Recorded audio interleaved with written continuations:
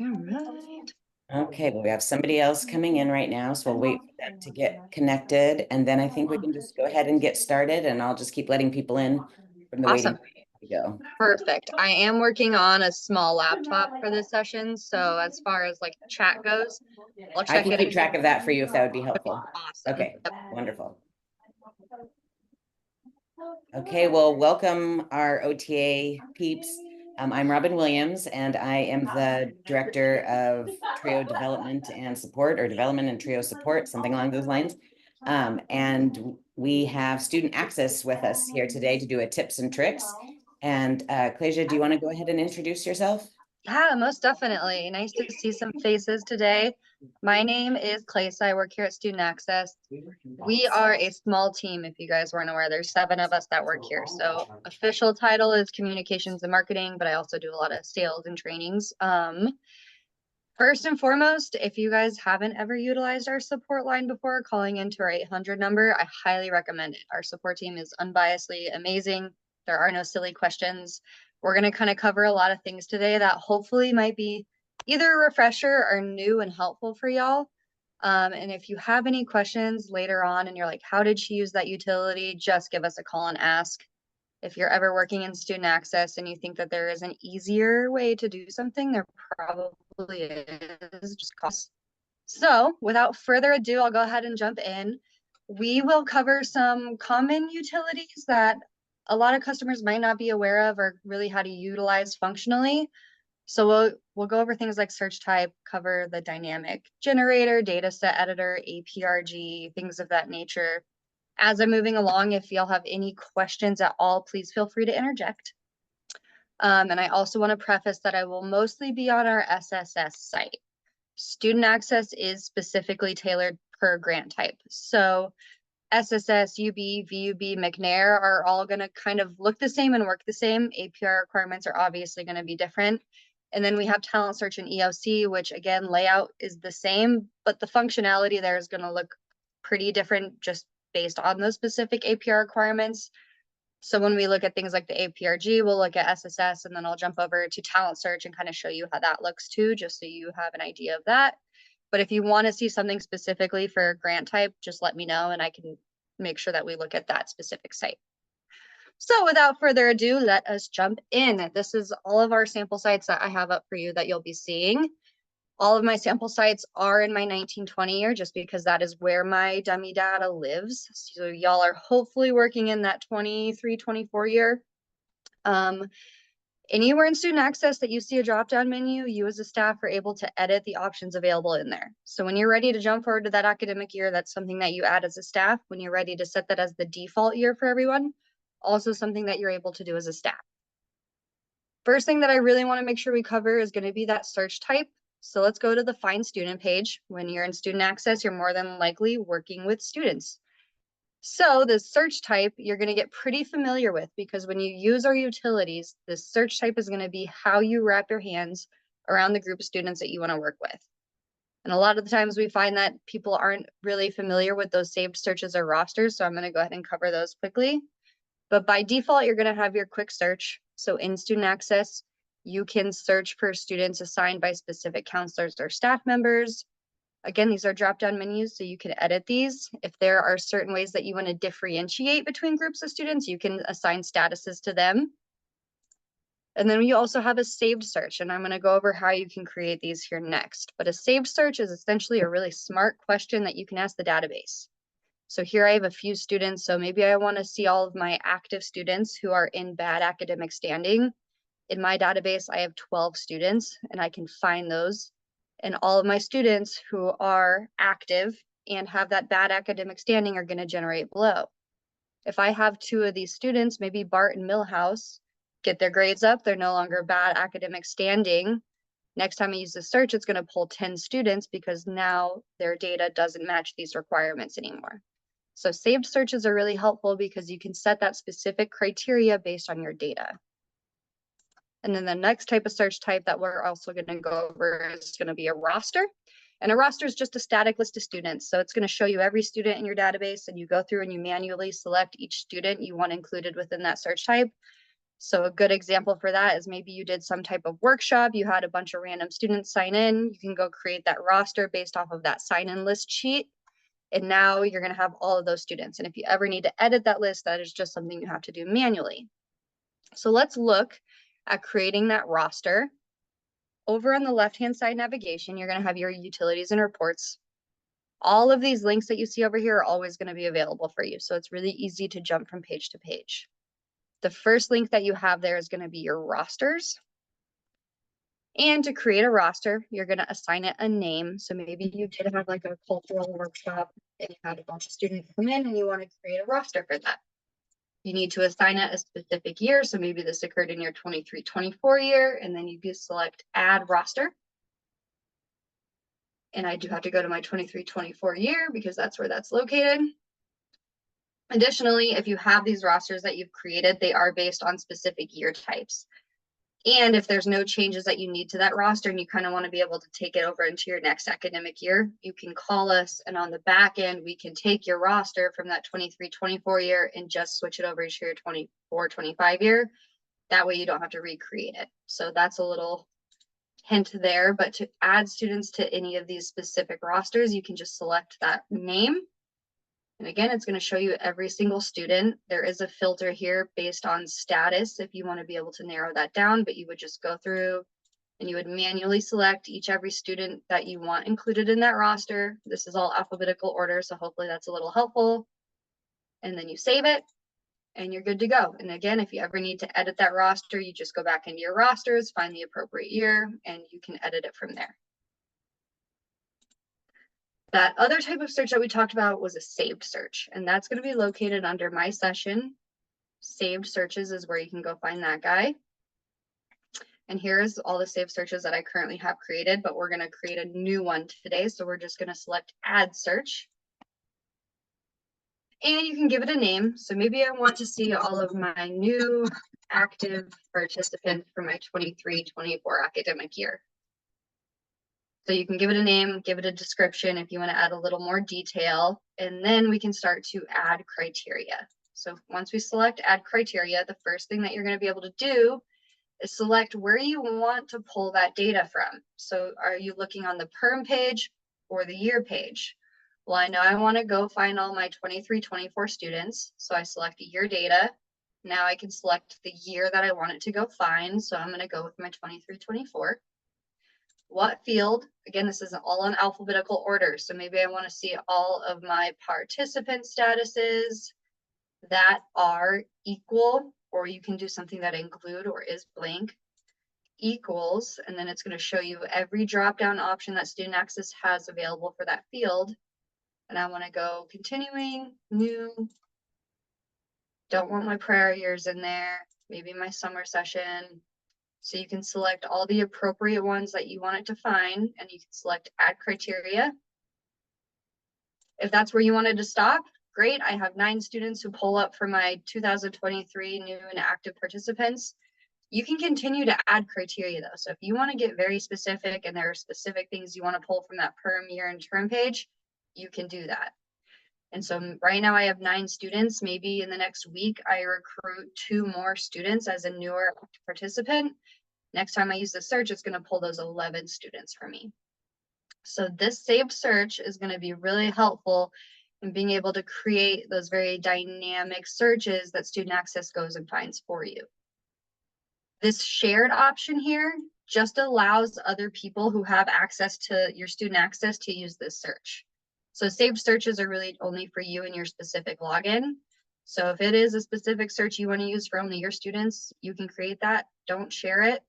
But if this is something that you want the rest of your staff to be able to utilize, you can select that share, update. And now when I go back to my Find Student page and I have my saved searches, I can see that new active participants 23-24. And there's my 9 students. So that's kind of how your search types are going to be utilized. And those are going to be really important for when we are walking through these utilities, understanding how you're going to be able to wrap your hands around the group of students you want to work with. Additionally, let's just select a student. I'm going to click on Bart Simpson here. A lot of my dummy data is the Simpsons TV show, so hopefully that looks a little familiar. But once you select a student, another important piece to just note is that a bunch of these new utility pages become available on that left-hand side, as well as that student's name. These utilities, these links are always going to be affiliated with the selected participant. So these all pertain to that participant's record. So you'll have things like that permanent page and the year page. Permanent information is going to be that demographic information. Year information is going to be that year specific information. And I want to talk about that year information page for just a second. So permanent page and year page are going to be where all of your APR requirements live, half on the perm page and half on the year page. Those pages are your best friends when it comes to those APR requirements. Everything else in student access is just to make your life easier. These are what you really need to focus on when you want to focus on your APR. Permanent page, let's click on that guy real quick. Again, is that demographic. We can tell that it's an APR requirement because you have that number in parentheses after the field name. Let's jump over to talent search really quick in case you are a talent search or EOC user. Find student, again, you have those search types that you can use. Click a student. Again, all of these links are associated with that student. For talent search and EOC, you're going to note that it is an APR requirement because after that field name, you're going to see an asterisk. That asterisk is letting you know that that is an APR requirement. So I just like to point that out. Back on our SSS page, permanent page, again, all of these are going to be those APR requirements. And as I mentioned in student access, if it's a drop-down menu, you as a staff do have the availability to edit those options available within that drop-down menu. When it comes to these specific APR requirements, and it's a drop-down menu, I just like to note that every single year we go through the Department of Ed's requirements.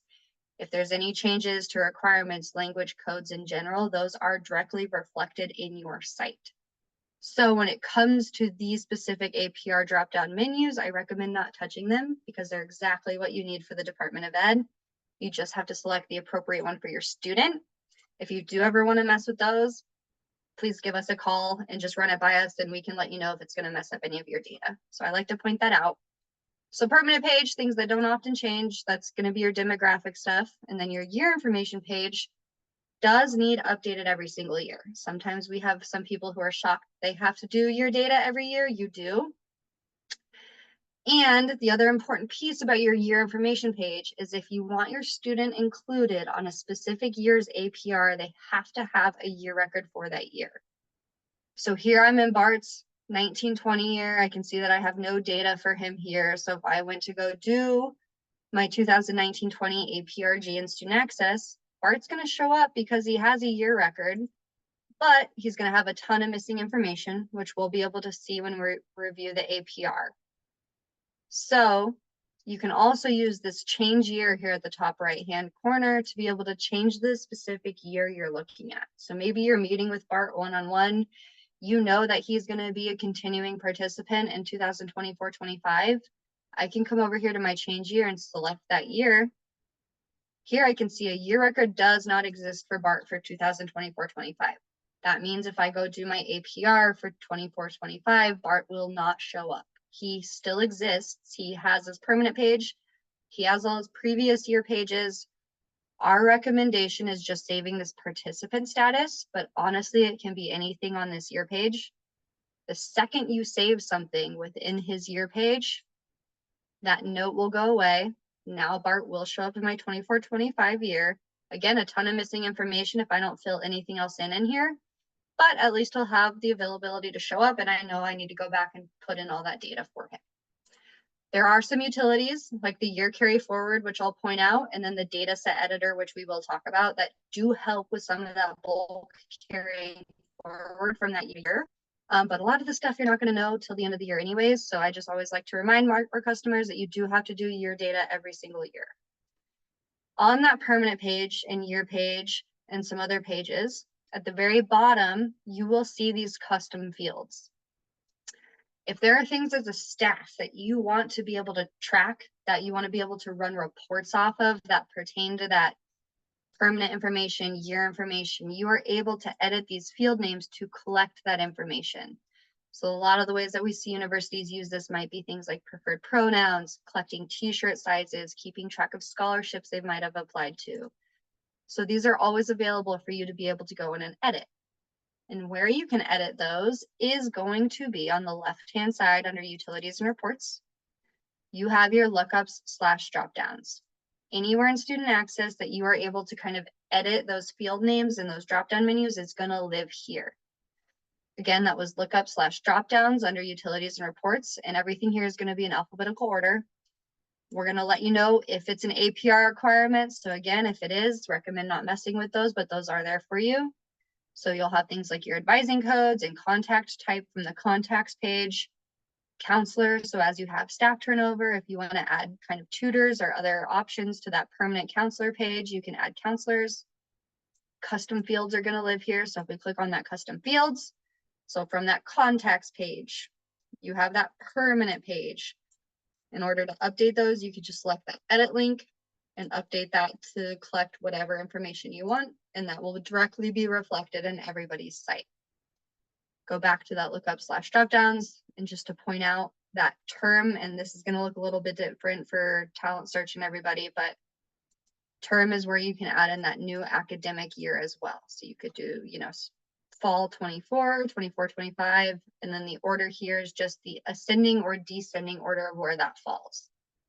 You are able to delete previous years. Same thing with that counselor. So as you have staff turnover and you no longer need a specific counselor available, you can go into that counselor area and you can delete specific counselors. So maybe Dr. Otto no longer works here. I can delete Dr. Otto. Are you sure you want to delete? Okay.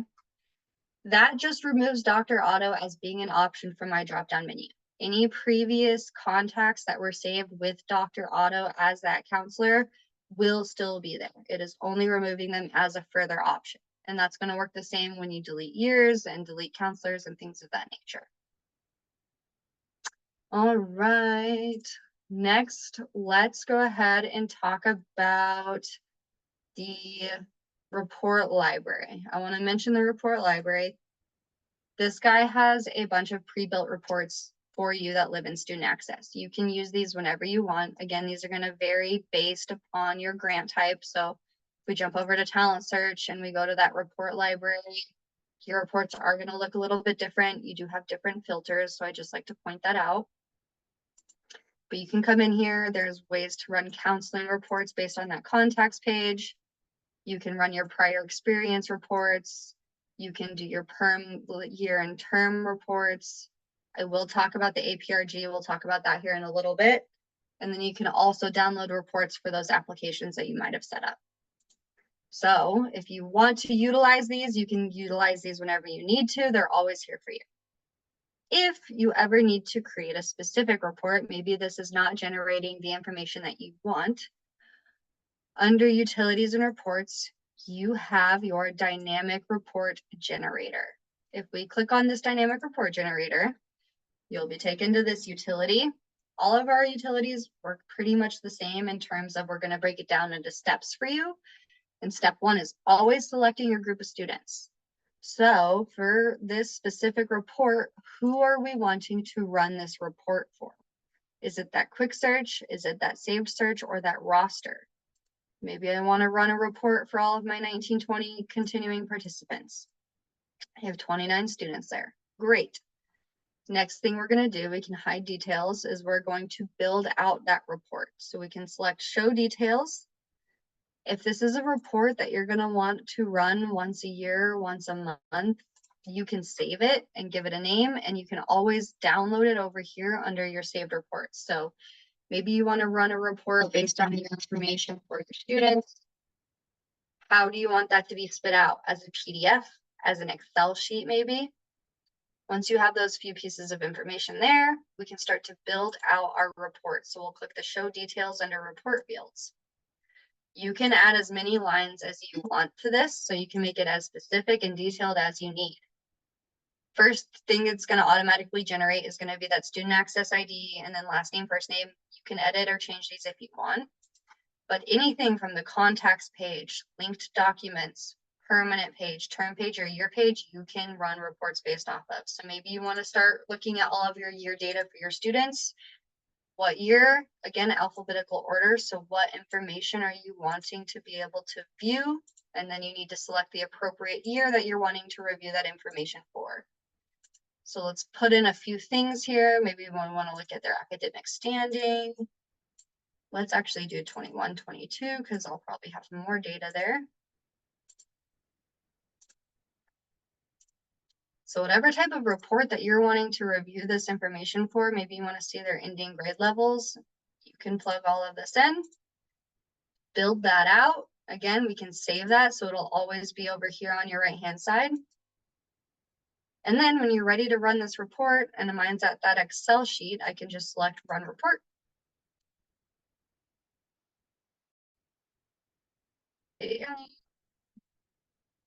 Open it. Now you have the ability to kind of manipulate this data outside of student access, but you're going to see all those fields. Again, sorry about my dummy data, but you would have all those fields for that year information spit out here. And again, you can manipulate it out of student access.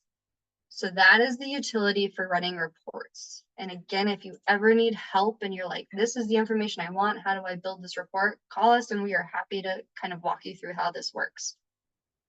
Another important thing to know is that when you save these specific reports, it is only saving the data that you want to run. It is not saving the group of students. So you will have to always make sure you select your group of students, but you can always carry or always load these reports that you've created.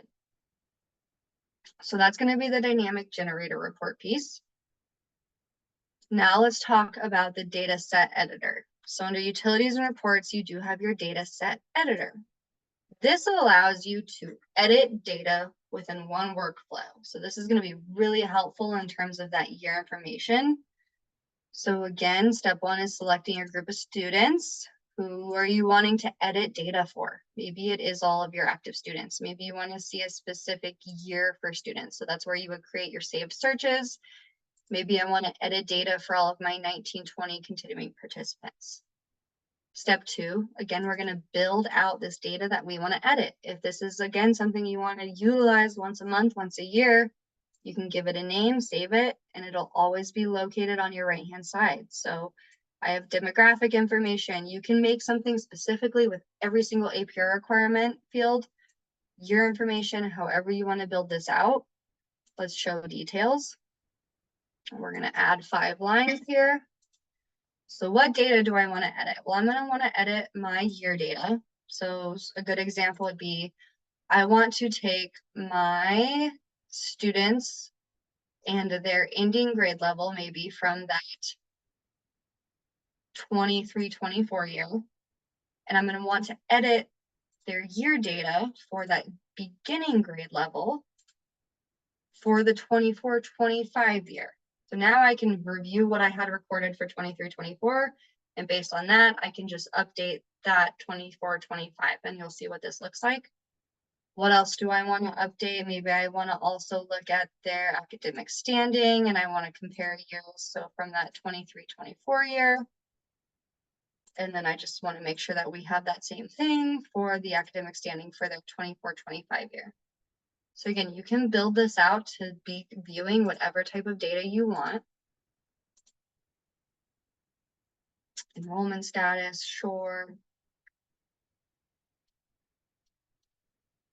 And once you have your table built out, you can go ahead and open the editor. So what it's going to do is it's going to open this with that group of students that you had selected, and then every single one of those fields. I'm going to resize to browser. And again, if you have 5 or 10 of these fields, this is going to be a pretty long list, but it's all going to be here for you. So now you can go through here and I can see Helen, 23-24, she was a junior. So 24-25, she's going to be a senior. And you can kind of start to go through here and edit this information as needed. It's going to save on their individual records. Jimmy was in good standing last year, so he's going to start good standing this year. And you can kind of start to go through and work through that. And then additionally, make sure you're saving. Again, we can make sure that we made changes because of those red lines we want to save. Hopefully you have way more data in here than I do. You can always select the column headers and any blanks will be pulled to the top. So this is also a good way to make sure that your data is at least in here. So this is going to be really helpful, especially for those year-to-year bases of making sure that you have all of your data in there. And then we can go ahead and close that and you're good to go. So again, you can load these at any time. If there's specific data that you want to edit, you can load those guys. I had also mentioned that year carry forward piece, and I'm going to show you where that's located. Under utilities and reports, you do have your security and settings. And here's where your year information carried forward utility is going to live. We will update you when this is updated. It's currently not ready yet, but you'll select your year. So maybe, are you a 4-year or 2-year institution? What year are you wanting to carry forward? So maybe you want to take your 22-23 and move it into your 23-24 year. This is just a little note saying, hey, Department of Ed hasn't released their requirements. That's okay. Step 2 is selecting your options. So here you would say, I want to take all my new summer participants and make them new participants in 23-24. I want to take all my new continuing and make them continuing. I want to take my prior year and indicate that they are still prior year. I have, again, dummy data here, but this is going to be really helpful because, as I mentioned, if you want your student included on a specific year's APR, they have to have a year record. This is going to ensure that that student at least has that participant status in their year record, so you will be able to capture them. So once you run through all of these, you can verify and update, and it will update those new year records to hold this information that you've selected. We walk through this with somebody like once a day. So when we release this next year turnover, you can call us and we are happy to kind of walk through this with you. All right, I know we've kind of covered a lot thus far. If you guys have any questions, please feel free to put it in the chat and I want to make sure we get those answered. Let's talk kind of briefly about contacts, especially when using the multiple student tool. So contacts are going to be our way of you being able to keep track of those service interactions with your students. Hopefully you guys do utilize this. They're really helpful because you can run reports off of these. You can see what you're doing enough of, what you're not doing enough of, who haven't you met with in a while. To do these contacts though, there's a few things that you're going to set up, and that's really going to be the type and then the advising code. We want to make sure we create a new contact for this student. It will automatically give you today's date. What term did it occur in? Counselor who met with the student who led the activity. And then you have your type, and you can assign one type per contact. A lot of the ways that we see universities use type is kind of the method of interaction. But again, this is a drop-down menu. So you can change this, edit this, whatever works for you and your staff, and however you're wanting to keep track of this information is perfectly okay. We met for 30 minutes, and then you have your reason, and that's going to essentially just kind of be the notes. Maybe we talked about scholarships and worked on whatever it might have been. And then you can have advising codes. So while you can only have one type, you can have multiple advising codes. Specifically for SSS, you guys have to report your required services. That also lives on your year page in student access. And when we review the APRG, you kind of have 2 ways to be able to run those reports for the Department of Ed. The first is going to be on that year page with those required services that we can take a look at. There's not a current way to make it so each contact automatically adds that advising code. You do have to select the advising code every time you do create the contact. That's a good question. So in my specific student access site, you can see that I have a capital RS for my advising code. So I know it's a required service. And then I have the exact same language that the Department of Ed uses because there's like 4 different required services that all talk about financial aid. So make sure you're selecting the right one and you can add that in there. And then again, you can add as many of these as you want. My best practices when it comes, again, this is specific to SSS for those required services, is keeping track on the year page. Let me go ahead and save this contact. If I go to that year page for BART, scroll down, again, we see those required services here. This is helpful because these are just your yeses and nos and they're just straightforward. And when we review the APRG, it's going to be, I think, the easiest way to be able to manage and edit this specific required service data is on that year page. But if you don't want to utilize that, that's okay. You can do it on the contacts page by either making it a specific type, if that's how you want to track it, or an advising code. And again, we'll review this because you can run reports, so you'll be able to get your numbers for those specific required services. My best practices is doing it both places, your page for the ease of the APRG, and then on contacts, because heaven forbid you ever get audited, now you can run specific reports of when you did that required service and who you did it with. So that is how I would do those required services for SSS. Again, utilize like this across the board with each grant type though. So however you're wanting to track your data, whatever you're wanting to utilize that for, you can. Another area is you do have your comments page. Comments is essentially just an area where you can keep running notes with the student. So maybe it might be a little more personal data, or maybe this is where you want to keep track of those text messages or emails that you send. That way it doesn't clog up your contacts area, but you can still come back and review these comments. But here you can't really run reports on. So this is kind of just a general area for notes.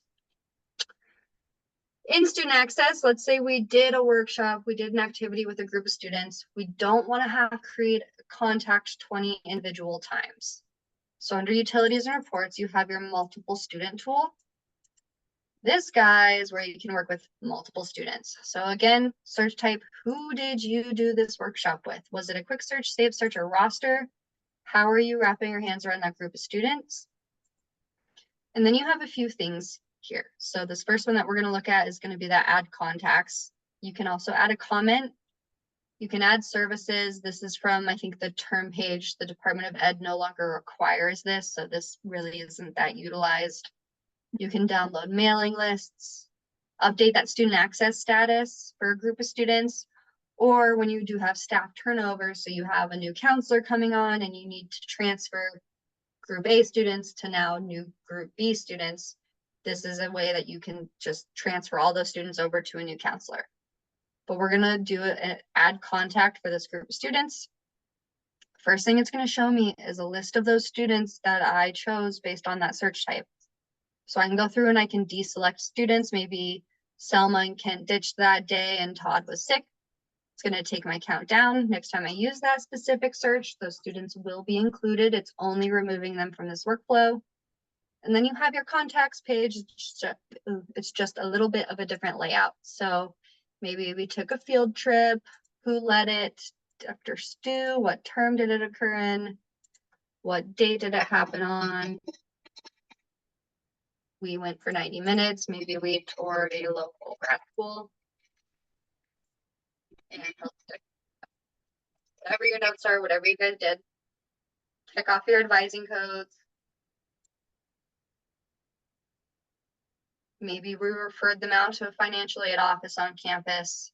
But once you review that, awesome, great. I'm going to go ahead and add an individual contact for all 17 of those students.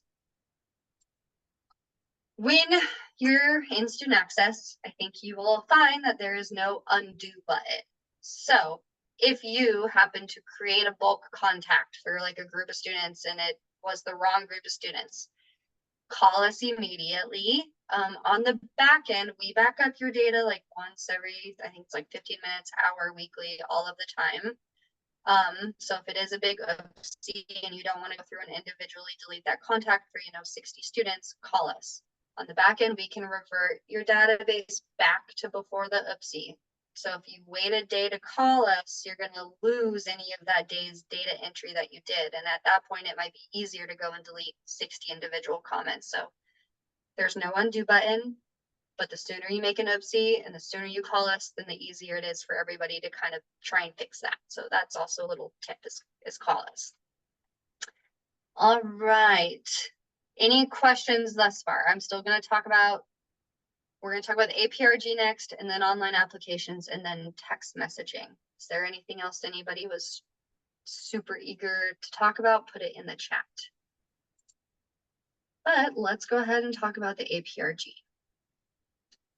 The APRG is the annual performance report generator in student access, and that's going to live within the utilities and reports, your report library. And I'm going to kind of go over this with SSS, and it's going to work the same based off of SSS, Upper Bound, McNair, BUB, and then I'll also touch on talent search and EOC. And I will put my R number right here. And then you can also email us. We will get you to where you need to go, but those are the numbers in the emails to be able to call us. We are Mountain Time, so 8 to 5 Monday through Friday. But again, we're in that report library, and this is where your APRG is going to live. The most recent one we did was the 22-23 APRG, so that's the one we're going to select because it's the most current version. And again, we're going to break it down into steps for you. Here you have your APR success videos, so that's always going to be available for you. These are just videos on how this utility works. But step one is going to be getting started. So here, you should already have your PR award number, your institution type, and then your batch year. You will note that my dummy database was set in my 1920 year, but I selected my 22-23 APRG, so that is the automatic batch year it's showing me. You are able to come into this utility at any point throughout the year and change this year. My recommendation is starting in like August, you come into your APRG and student access and you select your 23-24 year. That's the next APRG coming up. Save that. All this is doing is now when we're running these reports down here, it is looking at that year record for that 23-24 year. You won't be able to do your complete suspect information report because we don't have the Department of Ed's requirements, but you can still run it. And you can make sure that you have no missing data. And we're going to walk through all of this right now. You do not need to wait till APR season to utilize the APRG and student access. So you just come in here and you select the year that you want to work with. We're going to look at my 1920 because again, that's where my dummy data lives. But you can change this year every time you go back in that report library, and every time you select this APRG, it will redefault to that 23 or that 22-23 year. So you just have to make sure you change it. But little tip there. Step 2 is going to be those participant statuses. So here it's just showing you, again, I selected my 1920 year, so it's showing me all my participant statuses for that year. Looks like I have 4 students who I don't have a participant status for. That means that they have other data in their year page saved. I just need to make sure that I now go and change that participant status so it gets recorded correctly. You can download that list of students if you want.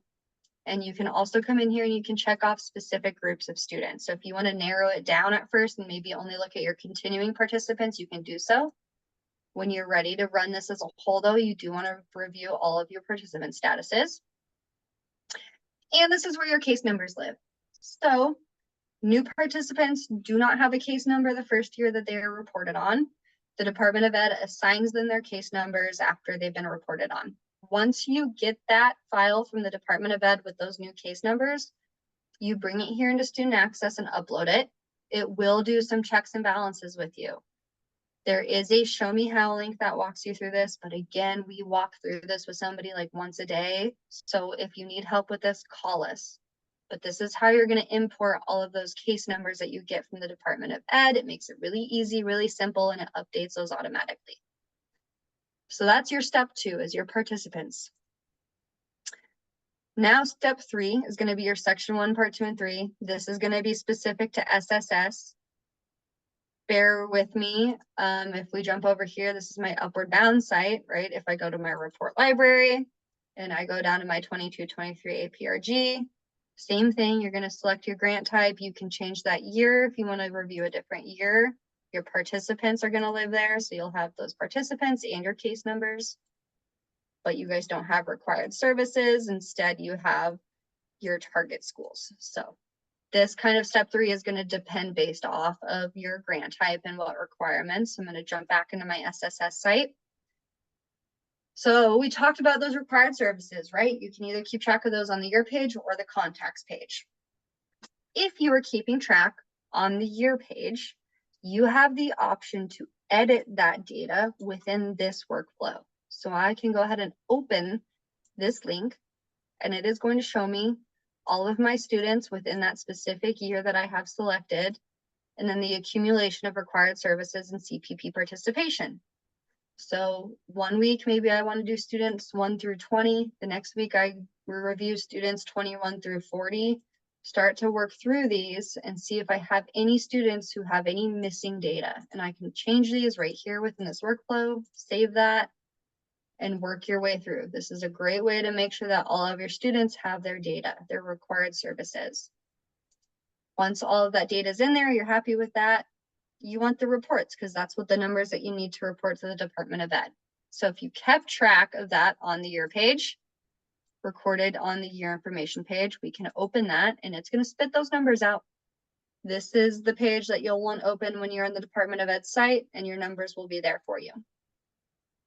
If you were keeping track in contacts, show details, depending if you were keeping track as an advising code, as a contact type, or if a referral code is also an option, then you can download those reports. My data is going to be probably messy here, but here I can see that required service, and then I have my number.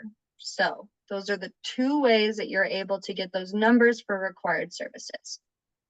Again, my best practice is doing it in both areas. However, whatever works for you and your staff works for you and your staff. Just make sure you're all doing it in the same place. Because if half of you are keeping track on your year page and half of you are keeping track in contacts, your numbers are gonna not be pretty when you get to this point. So, and then CPP participation, same reports here. Did you keep track on the year page or did you keep track within that contacts page? So that's gonna be your step 3 for SSS, is your required services and CPP. And then you have your section 2 file. So we've selected our appropriate year. When we get those case numbers, we imported those in. We went through our required services. We're happy with those numbers. Now let's review our section 2 file. 2 different ways that you can really utilize this in student access. And again, this is going to be the same for Upper Bound, McNair, VUB, and SSS. I will show you Talent Search EOC next. First one here is going to be the student record list grid view. We open this guy, you're going to see your specific year that you are looking at, all of your students, and then every single APR requirement right here on this page. I have a ton of red question marks, meaning I have a ton of missing data. Hopefully yours doesn't look like this, but if it does, that's okay. While you're on this page, you can go ahead and just kind of start clicking on question marks. You can also find a column header, select that column header, and any blanks will come up to the top. That was a bad example. Great. So for Hispanic Pacific Islander, I have a few students who don't have their ethnicity recorded here. So I'm going to go ahead and click on Dr. Nick's question mark for his specific ethnicity field, or section 14 here. When I click on that question mark, I will be taken to Dr. Nick's specific APRG page. This page is going to have the accumulation of every single APR requirement from both that per min year page right here. So I can go ahead and fill those in, make sure I have no missing information. I want to make sure I don't have any question marks here. Great, I can go ahead and save that for Dr. Nick, and I can go back to that student list, and I can work my way down those question marks and then go to the next header and start to work your way down that way. I personally find this page very overwhelming. So outside of using that grid view, you have your student details one at a time. So if we open this guy, this is going to again show you that accumulation APRG page with every single APR field here. But now I can use these arrows and go from student to student instead of having to go back into that grid view. Again, student 1 through 10 one week, student 11 through 20 a different week. Just kind of start to go through here and make sure you have no missing data. You want to make sure that all of this is filled in. So that is how you can review your data in the APRG for student access. If you're super old school, you can always print out your missing data and you can go find the students and fix it that way. That is absolutely okay. But these are going to give you the ability to edit it right here within this workflow. Amazing. We did step 1, we did step 2. We're happy with our required services and CPP. We've gone through our section 2 file and we have no more missing information. The next thing that you're gonna do is run the suspect information report. When you report to the Department of Education, and if you get something wrong, they tell you that you got something wrong, but they don't tell you how, what, or why it's wrong, just that it's wrong. This is our best attempt at telling you why we think it might be wrong. So all this suspect information report is doing is it's looking at all of your data and it's seeing if anything doesn't make sense. So let's go ahead and review this. Again, mine's gonna be long and scary, and hopefully yours doesn't look like this, but if it does, it's okay. We are going to show you this beautiful list. We're gonna show you the student that's in question, what field number we're questioning, what value you put, and why we think it's wrong. So let's see if this one even makes sense. So for coach, for field 21, we put 18, and it says code 0 through 18 should no longer report for continuing participants. Cohort group should be set to 99. So that means either his participant status is wrong or we were supposed to put 99 here. And you're going to go through this and you're going to review all of this data. And then here, you'll want to print this out. You'll want this open on a different monitor. But with this, you can either go from that student record list grid view or that student details one at a time, find that student. You can go find that student and then go into their individual perm or year pages and make those changes. But you will have to review this list. You will have to make these changes in student access. And then you will come back into your APRG and you will rerun that suspect information report. You will fix one thing on here and it might fix 10 other errors.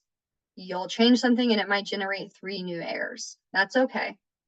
You'll go through this list will get smaller and smaller. If you have any questions at all as to like what the heck we mean when it comes to this reason suspect, call us.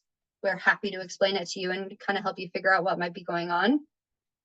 We call it a suspect information report, not a wrong information report. You might have weird circumstances that apply to your students.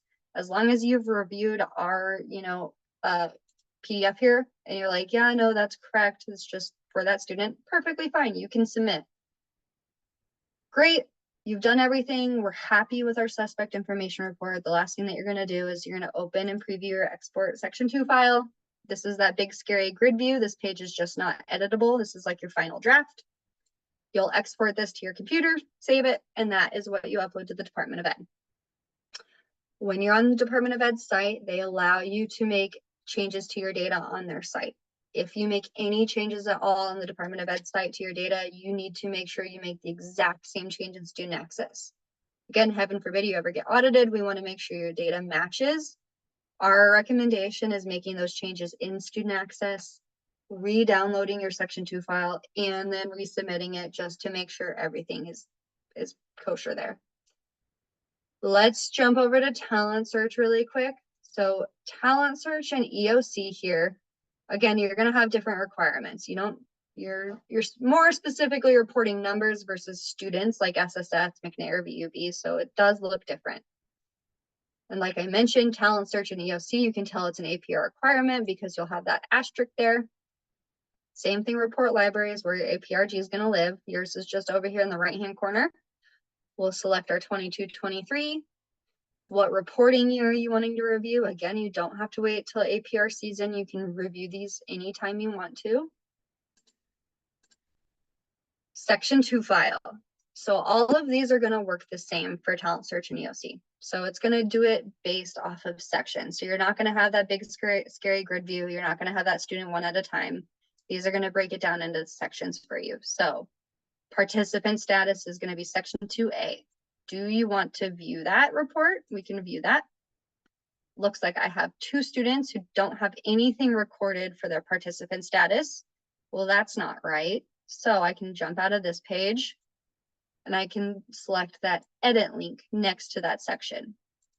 And here again, it's going to show me every single student included within that year type that I'm reviewing. And I can select the column header and any blanks will come to the top. So now I can edit this data here. Oh, well, Maud was continuing and Jimbo was a new participant. So I can go ahead and save those. I can go back to that APRG home. And now I'm going to view this again.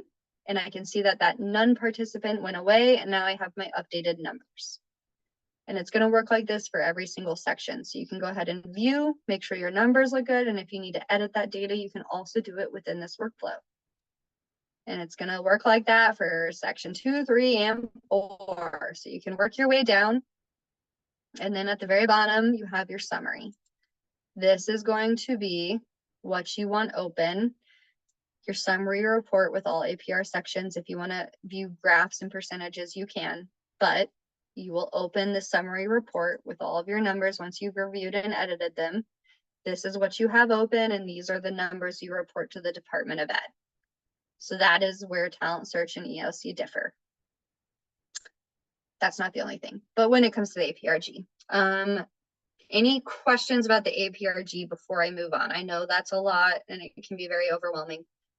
We are all hands on deck during APR season. So if you haven't utilized our support team, please do. And while we're talking kind of about support, one thing I didn't mention was on your homepage of your student access site, everyone has access to these online training and user guide video options. If we select that guy, these are going to cover every single utility in student access. I highly recommend these online application ones. I will touch on those after this, but these are a little bit longer, but they really get in depth with that utility. So these are always available for you. These, again, are great for new staff and as a refresher.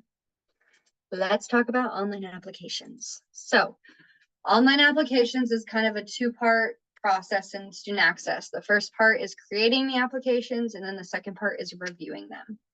For creating applications, under utilities and reports, within your security and settings page, you have your application setup. This is where you're going to go to create applications. There's no limit on the amount of applications that you can have in student access. Online applications are great, and we're going to review what this looks like because you can use these to automatically generate new student records. You can also use them to update current existing records. So that is, especially when it comes to things like McNair, where you have to follow up for years, you can create an application form that collects that year data, send that out in an email for your students to fill out. You can go review those, and then it's automatically going to update those year records for you using their data. So let's just look at a sample. Student Access does have samples in everybody's Student Access site, so you can review that, or you can just select new application. But let's look at that SSS program application. You will give your application a name, default status, so when students submit, are they automatically pending? If you want to give your application a deadline, you can do so. But once you've saved these few pieces of information, it's automatically going to generate this public URL. Once you've built out your application, that URL is ready to go. You can post it on social media. You can create a QR code. You can put it in an apply now button. It is yours and it is active. And then below that is where you get to build out your application. And this looks confusing right now, I'm sure, if you're not familiar with the application. So let's we're going to go to page 7. I have 7 pages worth of questions here on this application. Scroll down, and I'm going to go ahead and just add in one line. Again, I highly recommend watching those videos, but line name. This is kind of just internal. So what question are you wanting to ask? Maybe it's that first name, last name, phone number. Maybe like you're asking where the video line, whatever it might be. Position is just going to be the ascending or descending order of where that question falls on the application. So you'll see 34, 30, and then I have 33, 32, 31. A little tip there is when you are building out these initial applications, I recommend doing these in positions of like 5s or 10s. So this would be like position 5, position 10, position 15. You do that because as you're building out your application, what we found is people will be like, oh, I really want to put this question right here, but 1.2 isn't really an actual number, so it can kind of get messed up. If you do in groupings of 5, you'll have the ability to go and put in question, 6, 7, 8, and 9. And that way it'll keep your ascending and descending order. You don't have to do that. You can certainly mess with the 1.2, 1.3s, but that is the best way to do that. And as you're building these out, you're going to have the option to select your line type. So there's 3 main options here. Is it an essay field? Meaning, does this information live in student access? And do you want to be able to generate this student's information in student access? Any field from the perm year term page, you are able to ask questions from. So let's go perm data. Maybe I'm asking what their name is. Okay, this is again alphabetical order. Let's go find that first or last name, whatever question you're wanting to ask. Now, when the student inputs this information, and when we go over reviewing this, it's automatically going to put what that student put into their first name on that permanent page. So again, maybe it's year data that you're wanting to update. So what from that year page, maybe you want to see what their starting grade level is. Student access is going to carry forward that drop-down menu that is available. So that's where it can get tricky, because the drop-down menus are APR specific, right? And the student might not know what that is. So that's where you kind of have to start to play with that. And then term data, if that's something you want to utilize too. You also have the user field option. So if you want to ask a question that isn't a field in student access, maybe it is a little, tell me about yourself. You can allow your students to do a text box or maybe a checkbox, but you can go ahead and ask that question.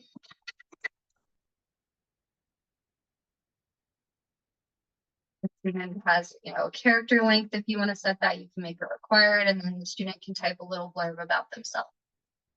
And then lastly, you have a texter application. So if you want to insert maybe a logo for your university, you want to put an upload section so students can upload tax filings or maybe cover letters or whatever.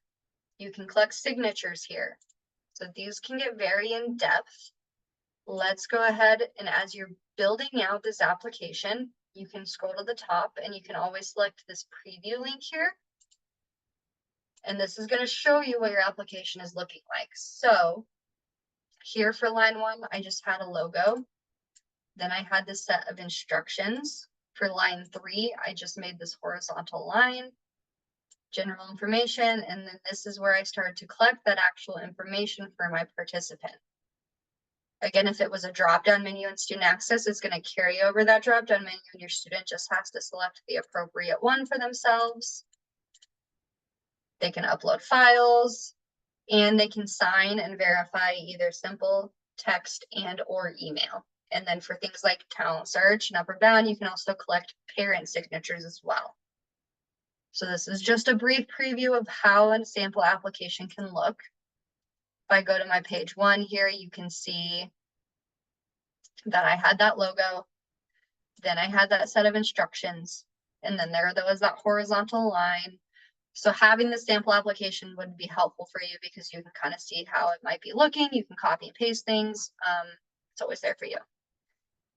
We are out of time. I can keep going a little bit longer if you guys can hang on for a minute. Are you good, Robin, for an extra 10 minutes? I'm good. We can see the folks on here are able to stay through. Perfect. If you guys have to leave, you can leave. This is being recorded, but I want to make sure we finish the application. Yeah, and I also want to make sure whatever questions they came with get answered as well. But it sounds Brandy can stay. Great. Perfect. Keep going. Awesome. So that is building up your application. Another little tips and tricks with the application piece is at the very bottom, you have the show after submission option. So if I click on this guy, you do have the availability to scroll all the way down, have an after submission message. So you can say, thank you for applying. We'll be in touch for 7 months. The student will see that once they apply. You can enable a confirmation email to the applicant. So this automatically will send them an email. Thank you for applying. And you can also enable a notification email to staff. So if you want an email to come to like the general, at Trio support box saying, hey, somebody applied, you can do that as well. Best practices here about applications is when students sit down to fill out these applications, they often don't know how much information they actually need. And for security reasons, students cannot save and come back later to finish. So what we recommend is kind of splitting your application up into 2 pieces, at least your intake applications. So you would have one application that collects that demographic information, so things like their name and then maybe just their eligibility to make sure that they are even eligible to be in your program. And then they submit that. And once they submit that, then they'll get an email that you can enable. And within this email, you can take that link from that second application that you've created, and you can put it in that email, and you can say, step 2 of the process is the application below. You will need, the following info before applying, and then you can kind of list out. Need like your tax information, parents, parents' income info, whatever it might be. That way your student now has a list of the things that they need to go find, and then when they're ready, they can click that link to that second application and make sure everything gets submitted properly. So that's a little bit of a tip for being able to break that out easier, and that way you don't have students who are submitting half-filled out applications all day. And additionally, as you can see, these applications are very in-depth, which can be very helpful, but obviously a little bit tedious to get those up and running because it does take time to build out. If you've created one application and you love it and you want to be able to kind of utilize that for a framework for other applications, call us, and on the back end, we can take a copy of your existing application and just put a copy in your site, and then you can now edit that new copy again and have a little bit better framework to go off of. Additionally, I know we're all amongst TRIO people here and student access users. If somebody does have an application that they use for their specific grant type that they love and you love, and we get permissions from both them and you and your universities, we can take a copy of their application and put it into your site, and then you can kind of edit it from there. So if somebody else has already done the legwork and they're willing to share, great, call us and we're happy to do those, but you do need to get permissions from everybody. So inquire with us if that is an option for you. Otherwise, that's creating the application piece. Once you have those up and running, under utilities and reports is where you can go to review your submitted application. So let's go look at that applications area. Of course, I don't have one in here. Let me go to archive and unarchive one really quick.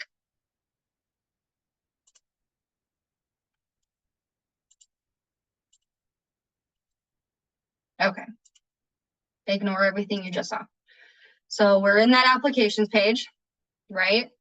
Any submitted applications are going to be showing up here. So if it lives within your applications area, that means that these need to be reviewed. Once you've reviewed applications and you accept them and archive them, you can review them under your archived applications, and I'll show you what that looks like. But you can also filter here. So if there's specific forms that you just want to filter through and only look at intakes, or maybe only look at like parent permission slips, you can do that. But to review those submitted applications, you can just select that details link within this row here. And now you get to decide if you accept the student, decline the student, add them as a new participant, or we can update them too. So if we want to add this as a new participant, it is automatically going to generate an SID. That's that student access ID. Universities sometimes use this as the student ID as well. That's okay if that works for you in your program. The student access ID has to be a unique individual number. You can never have any students who have duplicates. On the back end, this is how we are recording all your data for that student. So this just has to be that unique number. Then you can also assign a status for that student. So how are you wanting to differentiate with this student? And then below that is going to be the application. So you can see what question was asked, what the student responded with, and if it lives in student access, where it's automatically going to be generated. So you can go through here and I can see all of the student filled out all this information. They uploaded their tax form, they signed it. Maybe I'm meeting with the student one-on-one and they're like, actually, I moved, I don't live there. You can deselect things. Now their permanent address is not going to get carried over, so I have to make sure I manually go put that in. But this does give you the option to kind of work with that data that you have here. Once you're ready, you're like, yep, the student is qualified for my program. I'm going to add that participant. Additionally, if student access thinks that this participant exists in student access, we're going to say 1, 2, 3, 4 possible matches found. That's going to be based off of first and last name. So you might have 6 Jessica Joneses in your database. You have to figure out which Jessica Jones it is, but we will let you know. And then with that option, anything that's going to be overridden is going to be in red. So maybe every year you're sending out a form to your students to collect their address. And maybe the student moved, the new address would be in red. And now you know that that permanent address is going to be overridden with that new information. But additionally, you can collect year information. So that would just be carried over into their new year record. Additionally, when you accept the student or update the student, a PDF version of their application, as well as any documents that the student uploaded within that application, are automatically going to be saved in that student's linked documents. So I can go into that student's linked documents. Let's just add this new participant here, Ned Flanders. You'll see, I'm going to open the student now that he's new in my database. And when I go to his linked documents, I can see that application that he filled out. It's going to look exactly like he filled it out. I can see everything that he put in there.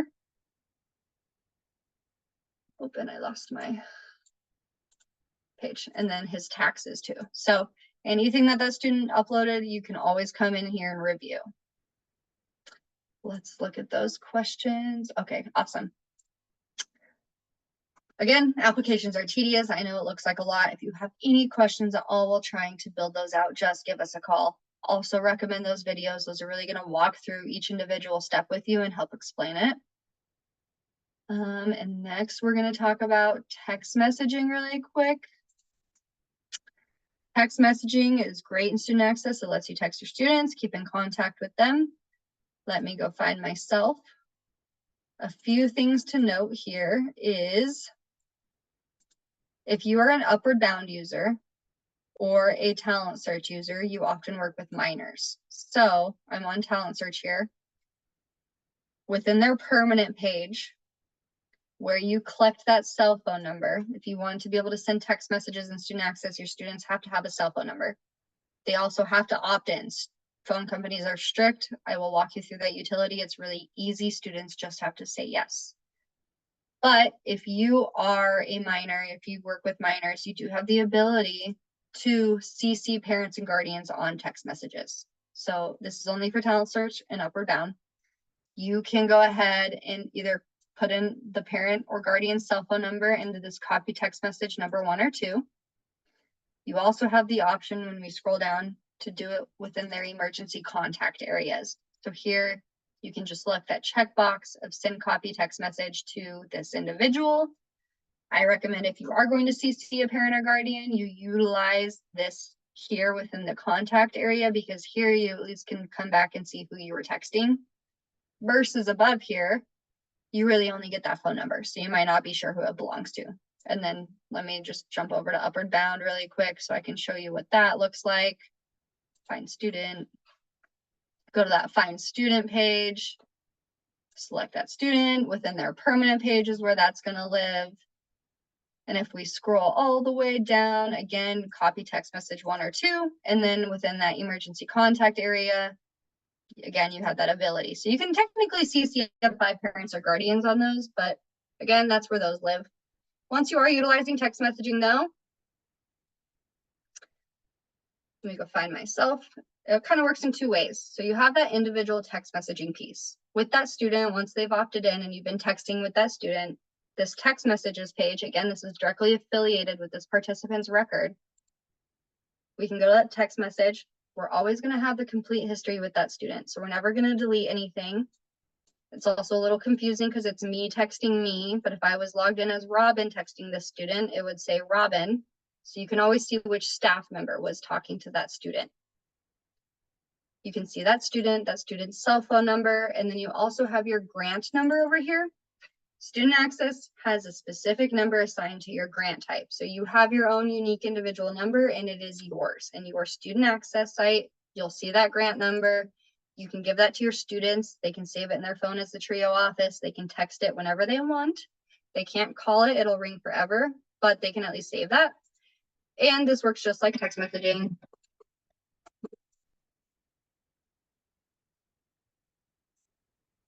And that's great if you're on this page texting the student, but more than likely you're going to have to leave and go do other data entry because you can't stay on this page all day. So what happens when that student texts in and you're not on that page? Excellent question. Why didn't that send to me? I am in SSS. Maybe not today. Sorry, y'all, bear with me. Sometimes our dummy databases don't do what I need them to do. Let's try talent search.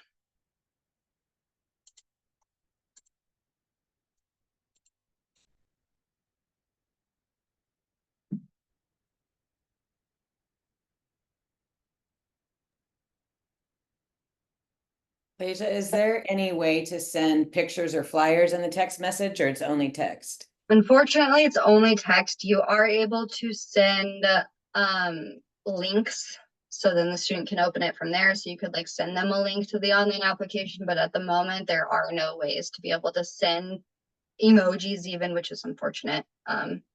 There is in the works an app that they are working on. My hope is this year, but you cannot quote me on that. But the app for student access is essentially going to just have things like the ability to text and then things like put in a contact. So that is in the works, and my hope is this year, but probably next year.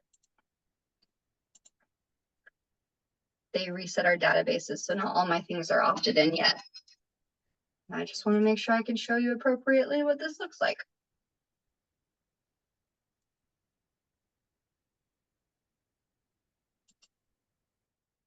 Maybe not. Well, there we go. So if you send a text message to that student and they text you back, depending on if you have that student. Wow, okay, nope, that was just my text service. All those databases worked. Let's see where that's same. Okay, perfect.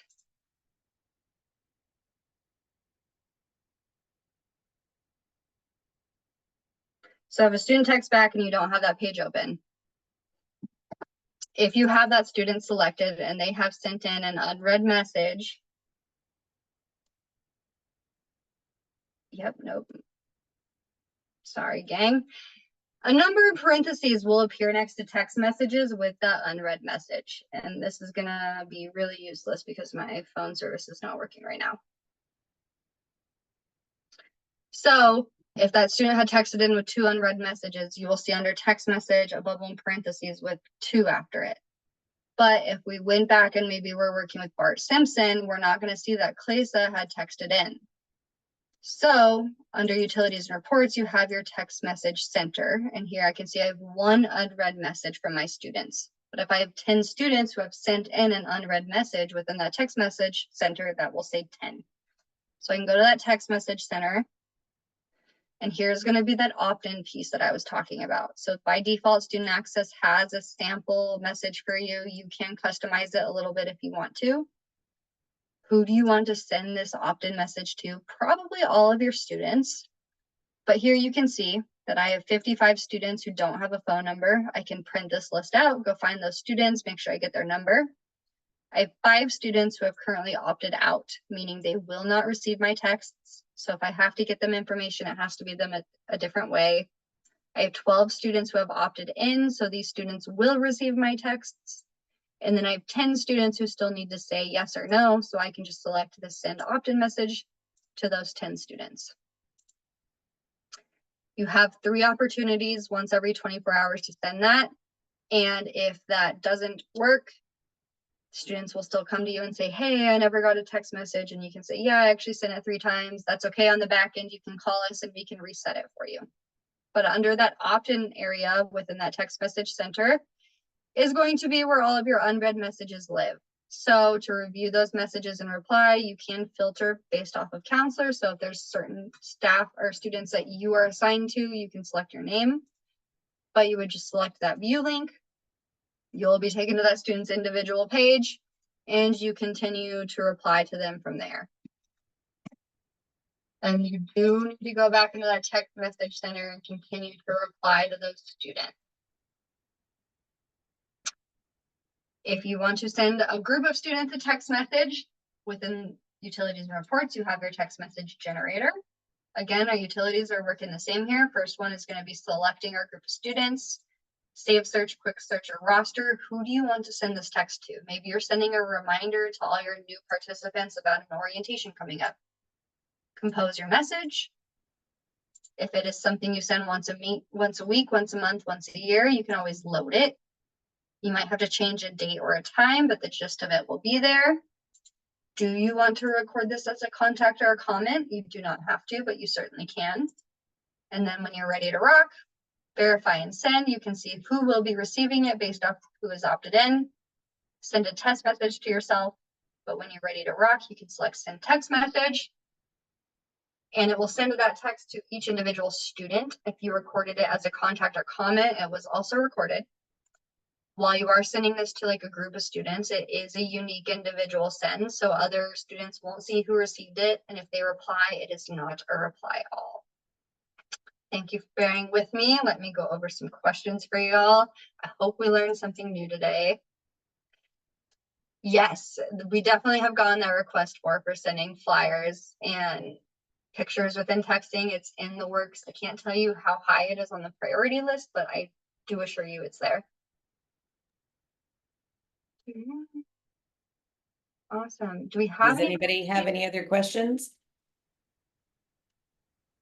I brought this up with Bloomin as well, but I was wondering if you could also address it. I know you mentioned pronouns going into the custom fields. Mhm. Is there a specific place where you're having preferred names go or somewhere so that the student's dead name is not what's getting pulled all the time when they're signing in or anything like that? Absolutely. And this pertains to SSS, Upward Bound, McNair, and BUB. Talent Search and EOC, you guys don't have to technically report those names. So you are able to kind of change those names as needed. SSS, you know, those other ones, when you report on a student, you have to report that first name that they were given the first time you report on that student. So within permanent information for those specific databases, you'll have first name, last name, middle name, and this is typically going to be what you have with that student and the name that you first originally reported on. If for whatever reason that student gets married, undergoes a gender transition, dead names, whatever it might be, you can select the show reporting names. And now what you will do is you're going to take, copy and paste these into these APR first names. And here, APR name field values will override the standard name values. But maybe I now want to go by CC or whatever it might be. And I save this. Now you'll see that over on my left-hand side, that new name will be there. But when I go do my APRG, when I report to the Department of Ed, because I have these overridden APR names here, this will be the name that gets reported to the Department of Ed. But now when I'm reviewing my student, I can see what name they prefer. We don't have a place for pronouns yet because it's just not something that the Department of Ed is collecting, but that is something you can use a custom field for. But that is how you would handle a name change situation. Wonderful. Thank you for showing us that. Most definitely. Any other questions? I'm I sure have there one other, which was just when you're putting in the services that you're providing, if it's not one of those required services, is there any sort of filter on the back end that will group them if you have more specific breakout services that you're trying to gather more specific data? Like instead of just saying tutoring, saying math tutoring, or, you know, so that you could figure out what students are actually utilizing and then having that filter into that required service? not at the time. I think the best way I would utilize that is I would make my like required service academic tutoring as a type. And then I would use the advising codes to make those even more specific. And so I would add things like, you know, that math tutoring, English tutoring. Then you can kind of run reports based off of that. But that is really, I think, the only way to Okay. utilize that. Thank you. Mhm. I'm sure you guys will have questions, so please call us. There is no such thing as silly questions. But thank you guys for showing up. You're kind of my guinea pigs. I've never done something like this for a group of a state organization, so that way I hope it was helpful, and any feedback that y'all have for me is greatly appreciated too. So Wonderful. awesome. Well, You we're guys, very appreciative. Thank you so much for doing this for us. yeah, of course. We'll be here when you need us. Just give us a call. Thank you. Bye.